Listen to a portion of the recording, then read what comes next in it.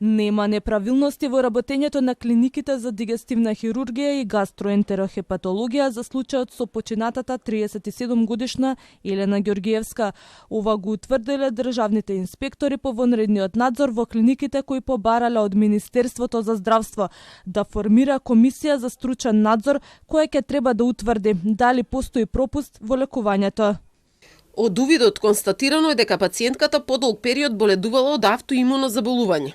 Во 2025 година во 2 наврати била хоспитализирана во клиниката за гастроентерохепатологија.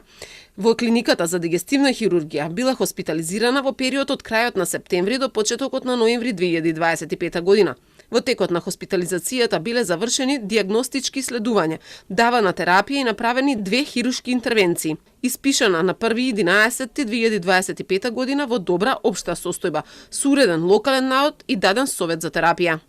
Од Министерството за здравство велат дека е формирана комисија која ќе го истражи случајот. Денеска пак директорот на клиниката за дигестивна хирургија Огнен Костовски го свика и стручниот колегиум кој го разгледуваше текот на лекувањето на сега починатата 37 годишна Елена Ѓоргиевска. Повеќе детали за сега не откриваат. Како директор формирав и дисциплинска комисија која ќе има обврска да го разгледа случајот со инволвираните колеги, а ќе ја води професор Реджеп Селмани. Одговорноста за смртта на Елена семејството ја лоцира во хирургот Ѓорѓе Јота кој ја оперирал и заминал во странство, а при тоа не бил одреден друг доктор специјалист кој ќе следи нејзината состојба.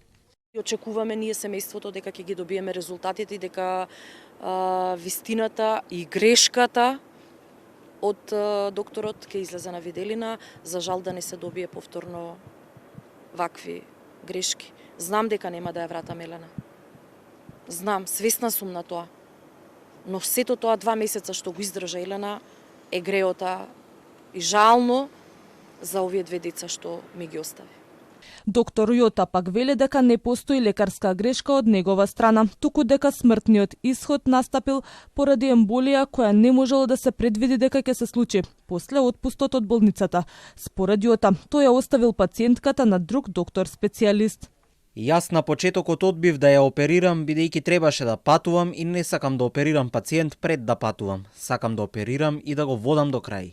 Бидејќи се работеше за едноставна операција и на молење на болната и на фамилијата, јас сепак ја оперирав.